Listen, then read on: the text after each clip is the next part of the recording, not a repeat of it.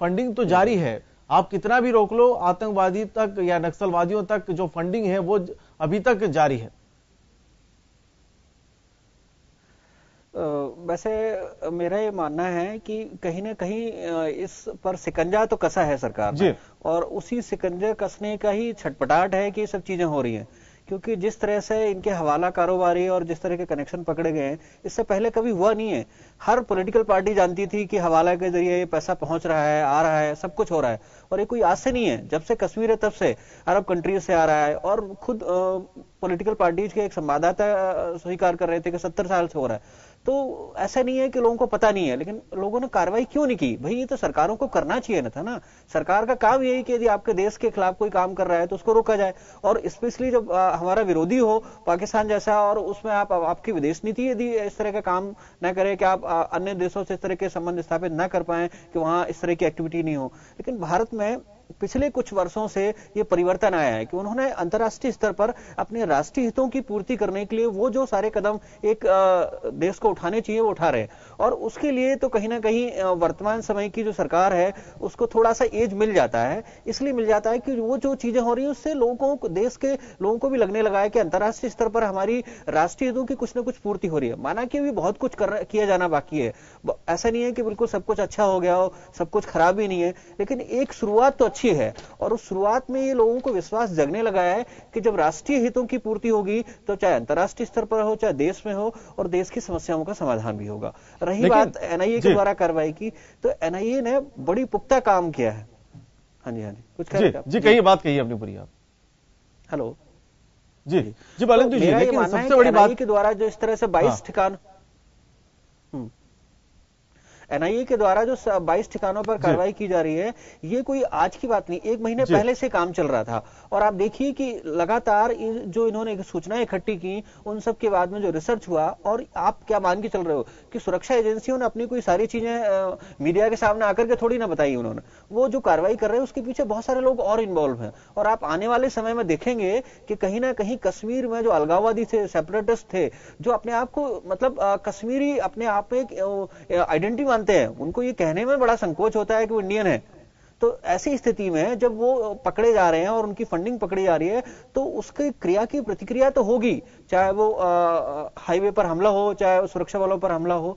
तो ऐसी स्थिति में देश में सरकार के द्वारा उठाए जा रहे कदम कहीं ना कहीं उस दिशा की ओर काम कर रहे हैं, जिसमें कि ये समस्या जो वास्तव में मतलब लाइलाज सी हो गई थी, अब ऐसा लगने लगा है कि इसका थोड़ा सा कुछ ऑपरेशन हो रहा है। और चूंकि जब किसी भी चीज का ऑपरेशन होता है तो दर्द भी होता है, और कहीं ना कहीं साइड इफेक्ट भी होते हैं, दवाइयों का प्रभाव भी होता है। तो ये सब चीजें चलेंगी और इस पर टाइम लगेगा भी, और इतनी जल्दी ये चीजें ठीक होने वाली भी नहीं है। It will take time.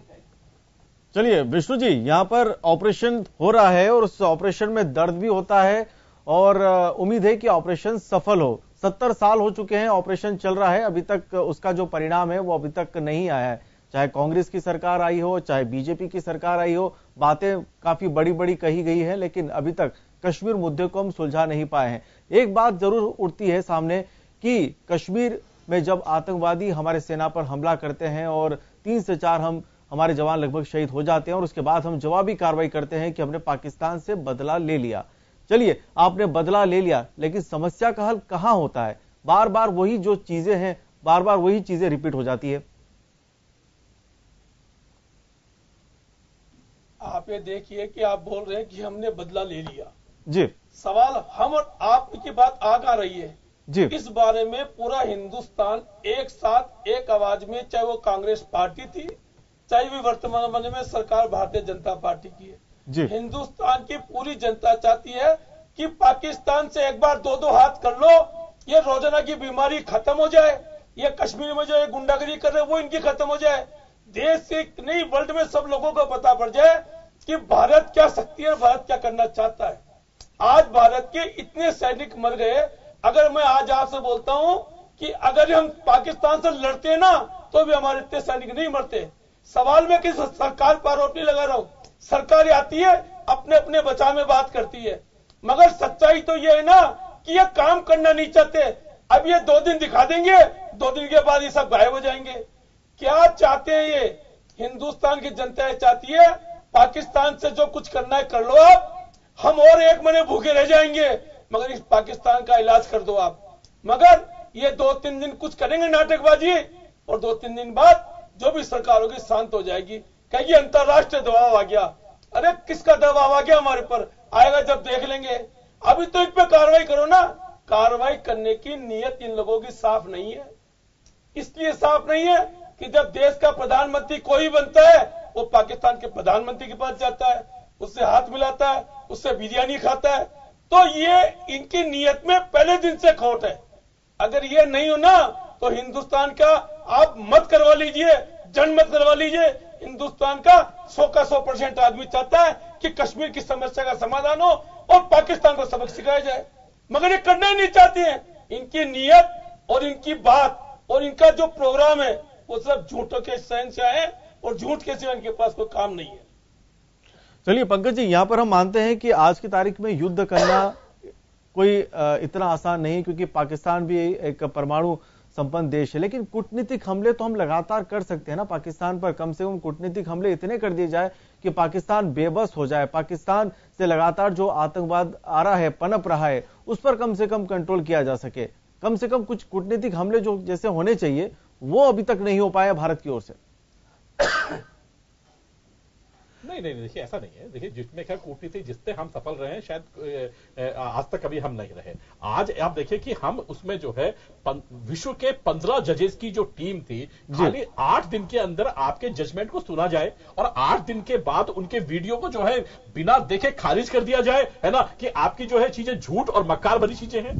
देश के अंदर आज पूरा विश्व ये मानता है कि आतंकवाद को पैदा करने वाला देश पाकिस्तान है। और आज जिस तरीके की हमने लगातार कहा है कि 15 के 15 बहुमत से, न केवल बहुमत से, पूरे जो है यूनिवर्सली पूरे जो है उन लोगों ने पूरी यूनिवर्सली कहा कि नहीं ये चीज नहीं है और इसको फांसी नहीं देनी चाहिए। उसके बाद जिस तरीके से बौखलाहट है पाकिस्तान में, जिस तरीके के आपने देखा, मेरे ख्याल में कभी नहीं हुआ। ये पहली चीज थी। दूसरी बात मैं आपको कह रहा हूं, आज भी आपके अभी टीवी पट्टी पे चल रहा है कि आज भी जो है कि जिन लोगों के यहां एनआईए के छापे पड़े उनके अंदर हिजबुल के और इन लोगों जो है इन लोगों के जो है लेटर हेड्स मिले। आज तक इन लोगों के ऊपर छापे, ये लोग इतने जो है अपने आप में सुदृढ़ थे कि इनको ये यकीन था कि हमारे यहां तो कभी जो है सरकार कार्रवाई कर ही नहीं सकती। आज इनके छापे पड़े, इनके चीजें निकल रही हैं, आज कहीं ना कहीं इनके ऊपर कार्रवाइयां हो रही है। मेरे ख्याल में ये चीज लोग देख रहे हैं, तो एक अच्छी चीज है कि कम से कम आप जो है आपके ऊपर जो है देश में कार्रवाइयां होंगी। आप आतंकवाद को बढ़ा रहे हैं, आतंकवाद को पैदा कर रहे हैं। अभी हमारे जो है साथी हैं, दोनों जो पार्टी के लोग हैं, इन्होंने कहा कि ये जो आंकड़ों का भ्रमजाल है, मतलब हम 3 साल में आंकड़ों का भ्रमजाल सबमिट कर रहे हैं और 70 साल में जिन आंकड़ों से आपने देश में से गरीबी दूर कर दी, आपने देश में अमन चैन आपने आप बात घुमाइए मत, अभी आप इस बारे में बात कीजिए। अभी देश की बात आप गुमराह मत कीजिए, देश की बात करो, देश की बात करो ना, क्यों गुमराह करना चाहते हैं? हम जो चीज आज कही है, 3 साल के हमने एक ट्रस्टी के रूप में काम किया है। 3 साल के अंदर जो काम किए हैं वो जो पटल पे जो सरकार के लोकतंत्र में जो चीज होती है, लेकिन पंकज जी वही कॉन्फ्रेंस के ऊपर रखिए। पंकज जी, जब केंद्र में सरकार जब आपकी नहीं आई थी, पंकज जी जब केंद्र में सरकार आपकी नहीं आई थी, तब उसके पहले बड़ी बड़ी बातें आपके मंत्री लोग करते थे कि हम पाकिस्तान को अटैक कर देंगे, पाकिस्तान को हम सबक सिखा देंगे, जो जिस तरीके से जवानों के जो सर काटे जा रहे हैं हम उसका बदला लेंगे, हम पाकिस्तान को छोड़ेंगे नहीं। अब कहां है वो बातें? 1 के 10। देखिए हमने कहा और हमारे लोगों ने, हमारे जो सैनिक थे उन लोगों ने जाकर के वहां उनकी सरजमी पे जाकर के जो है नष्ट किए। उसके बाद 10 तारीख को जो है उनके लॉन्चिंग पैड नष्ट किए, उसके अंदर उनके सैनिक भी मारे गए। हमने खुला किया और उसका कोई विरोध नहीं हुआ कि अब ऐसा नहीं हुआ। उसके बाद दूसरी चीज बताता हूं आपको कि आपने जो कहा ना कि ये चीजें, हम लोगों ने कहा कि लोगों ने तो यहां तक कहा है ना कि ये जो सर्जिकल स्ट्राइक थी ये फर्जी थी। देश के तीनों नेताओं को, तीनों जो सेना प्रमुख थे उनको जाकर के जो है सर्वदलीय आज विपक्षी पार्टियों को जाकर के अपना स्पष्टीकरण देना पड़े, उनकी वीडियोस दिखानी पड़े कि ये चीजें थी, जो चीज सीक्रेसी होती है उनको दिखाना पड़े। मैं कह रहा हूं देखिए क्यों दिखाई आपने? क्यों कि आप लोगों को गुमराह कर रहे हो, विपक्ष को बदनाम कर रहे हो। विपक्ष ने क्या कहा? बताओ, विपक्ष ने क्या कहा बताओ? आपने सिर्फ झूठ बोलता हो, विपक्ष को बदनाम कर रहे हो आप लोगों ने। विपक्ष से क्या? हम तो 104 लोग ही तो हैं, तो करते थे लोकसभा में खारिज नहीं करेंगे हम। क्या तकलीफ है आपको? क्या नहीं करना, आप तो सारी जो पार्टी आपने विपक्ष से पार्टी से, मैंने जो लोगों ने विरोध किया, कुछ हर एक ने नहीं किया, हर एक जिन लोगों ने विरोध किया कुछ लोगों ने कहा इसको, कुछ लोगों ने इसको सराहा भी, उन्होंने कहा कि हाँ अच्छी कार्रवाई है। मैं कह रहा हूँ बहुत सारे लोगों ने कहा, हम तो आज भी साथ हैं, उन्होंने भी कहा आज ही पाकिस्तान पे कार्रवाई करोगे तो हिंदुस्तान की बहुजन समाज पार्टी भारतीय जनता पार्टी के साथ रहेगी देश हित के लिए। हाँ देखिए, नहीं सभी को देश हित में साथ रहना चाहिए। हम लोग ये नहीं कह रहे कि कोई राष्ट्रद्रोही है या ये कोई दूसरे लोग जो है राष्ट्रद्रोही हैं। हम कह रहे हैं कि देखिए इन जो चीजों को है, इन चीजों में कहीं ना कहीं राजनीति से ऊपर जो है रखना चाहिए। आज इन चीजों को जो है, क्योंकि हम कभी ये नहीं कह रहे कि आप राष्ट्रद्रोही हैं या आप ये हैं, लेकिन कहीं ना कहीं जो कार्रवाइयां हैं, जो अच्छी चीजें हुई हैं, उनको जो है आज जो है यदि सदन के पटल पर रखा जाता है, आर्थिक बहस होती है तो ठीक है।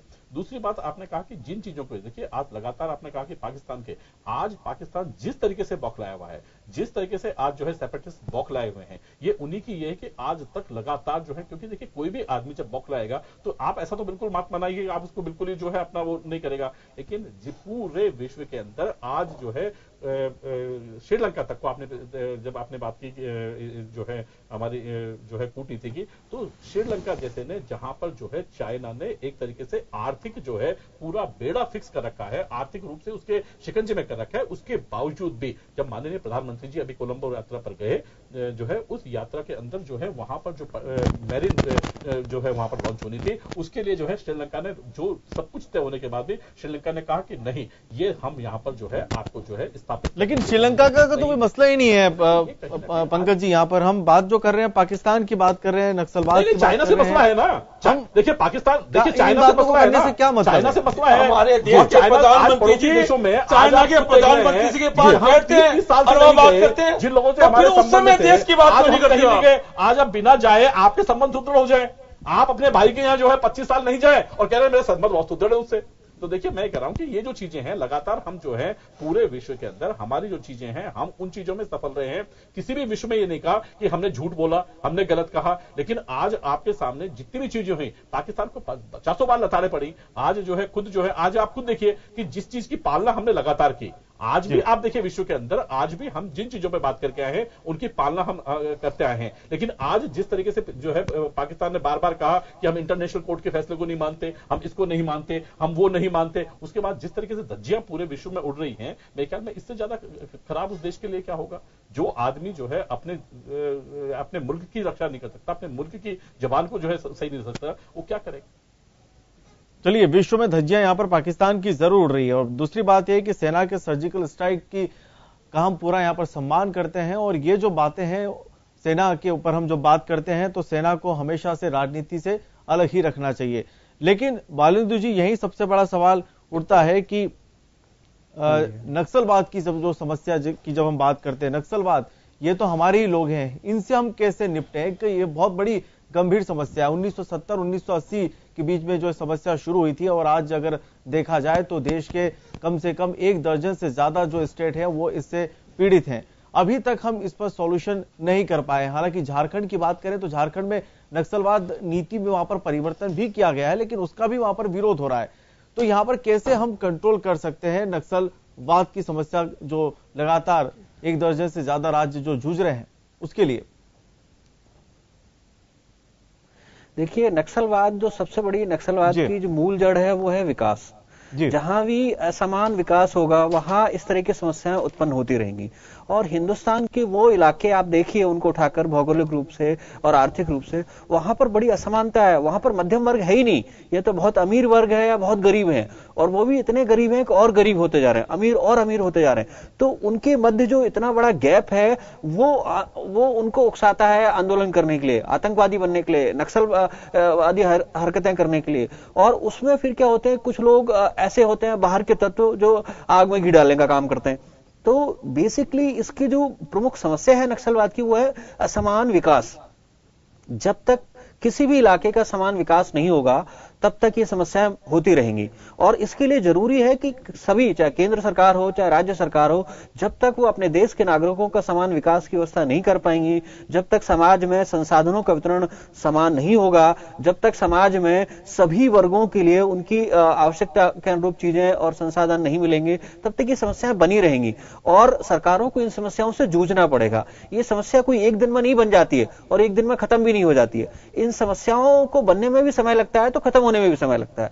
आज उन लोगों के लिए 2 जून की रोटी का संकट है और उनके सामने जो काम करने वाले लोग हैं वो इतने धनाढ्य हैं कि उनको पता ही नहीं कि उनके पास कितनी संपत्ति है। तो ऐसी स्थिति में ये समस्या ये उत्पन्न क्यों हुई? आखिर क्यों हुई? कहीं ना कहीं कुछ ना कुछ नीतियां, कुछ ना कुछ कानून या कुछ ऐसा रहा जो क्षेत्र अनदेखा रहा, सरकारों का ध्यान ही नहीं गया। आप देखिए, चाहे झारखंड हो, चाहे छत्तीसगढ़ हो, चाहे पश्चिम बंगाल हो, जहां भी ये समस्याएं हैं उन समस्याओं का आप स्टडी करें, देखेंगे तो वहां पर बेसिकली 2 जून की रोटी के लिए लड़ाई है। लोग वहां, लोगों के लिए सरकार का होना नहीं होना उनके लिए अस्तित्व, अपने जीवन यापन करने के लिए। तो मेरा ये मानना है कि नक्सलवाद को यदि सुलझाना है किसी भी सरकार को, तो चाहे वो राज्य स्तर पर हो, राष्ट्रीय स्तर पर हो, उसके लिए जरूरी है कि वहां के पर्टिकुलर क्षेत्र के लिए उनको काम करना होगा और एकमात्र विकास ही एजेंडा है जिससे सभी समस्याओं का हल हो सकता है। और असमान जब तक ये वितरण बना रहेगा तब तक नक्सलवाद की समस्या न हल होगी न सुलझेगी, और इसी तरह से हम लोग इस पर बात करते रहेंगे और ये समस्या बढ़ती रहेगी। चलिए सुशील जी, 1970 के बाद जिस तरीके से नक्सलवाद की जो समस्या बढ़ी है देश में और लगातार बढ़ती जा रही है, कंट्रोल हम कर नहीं पा रहे हैं, और उसी को लेकर हम बात कर रहे हैं कि समान जो विकास की जो जिस तरीके से होता है उसी को लेकर नक्सलवाद की जो समस्या है वो बढ़ती जाती है। केंद्र में आपकी भी सरकार रही 1970 के बाद, बीजेपी की सरकार हालांकि बहुत कम समय में रही, लेकिन आपकी भी सरकार ने ऐसा कुछ काम नहीं किया नक्सलवाद की जो समस्या है उस पर कैसे कंट्रोल किया जाए, क्योंकि आपके भी समय में भी अगर देखा जाए तो नक्सलवाद काफी पनपा है। देखिए, छत्तीसगढ़ में पिछले 15 साल से लगातार 3-4 बीजेपी की सरकार इनकी लगातार बढ़ती रही है, और उसी नक्सलवाद की जो कमेटी है उसके चेयरमैन भी जो है वो उनके मुख्यमंत्री, जो छत्तीसगढ़ के मुख्यमंत्री हैं वो रमन सिंह जी। और उसके बाद अभी हमने तो हमारे 36-35 नेता खो दिए वहां जी सुकमा के अंदर। पिछले समय में आपको पता होगा कि आतंकवादियों ने वहां जो नक्सलवादियों ने किस तरह घेर करके कांग्रेस के नेताओं को हमला किया और किस तरह वो शहीद हुए। तो जो स्थितियां हैं, कांग्रेस ने तो हमेशा ही विकास के रास्ते पे आगे बढ़ने की बात की है, और जो सिस्टम है वहां काम करने का, अब वो स्थितियां काफी कुछ बदल गई है। अभी वो नक्सलवादियों का मूवमेंट विकास के खिलाफ चल रहा है। सरकारें काम करना चाहती है, वो काम करने नहीं देना चाहते हैं। सरकार सड़क बना रही है, सरकार स्कूल बना रही है, सरकार विकास वहां पहुंचाना चाहती है और वो विकास को वहां घुसने नहीं देना चाहते हैं। वो आपने देखा कि आए दिन जो है किस तरह से हमारे सैनिकों पे हमले हो रहे हैं और किस तरह से जो है रोडों की सुरक्षा को लेकर के हमारे जो बीएसएफ के और हमारे जो पैरामिलिट्री फोर्सेज के सैनिक जो है शहीद हो रहे हैं। तो ये एक चिंता का विषय है कि जो आदिवासी इलाके हैं, जो इंटीरियर घने जंगलों के बीच में जिस तरह का इन्होंने अपना शासन कायम कर रखा है, उस पर बड़ी कार्रवाई करने की जरूरत है, और जो असंतोष है लोगों का उसको विश्वास में लेकर के पूरा करने की बात है। तो जहां तक नक्सलाइट मूवमेंट का मामला है, ये एक पैरेलल आदिवासी जो इंटीरियर, और ये भी बड़ी बात है कि जहां बड़ा खनन कार्य है, जहां महंगा खनिज मिलता है, वहां इन लोगों का कब्जा है। तो उसमें भी कहीं न कहीं ऐसा लगता है कि जो माफिया सिस्टम है कहीं न कहीं इसमें भी हावी है, और ये कमर इनकी तोड़ी जानी चाहिए। और साथ में लेकिन आम जन का नुकसान नहीं हो, आम जन को भी विश्वास में लेकर के इस पे काम होना चाहिए। मध्य प्रदेश में और छत्तीसगढ़ में, झारखंड में, और जहां जहां ये सरकारें अभी भाजपा के समर्थन में या भाजपा की सरकारें ही हैं, तो इनको कहां दिक्कत आ रही है कि दिल्ली से लेकर नीचे तक इनकी सरकारें हैं, इनको इस पे काम करना चाहिए।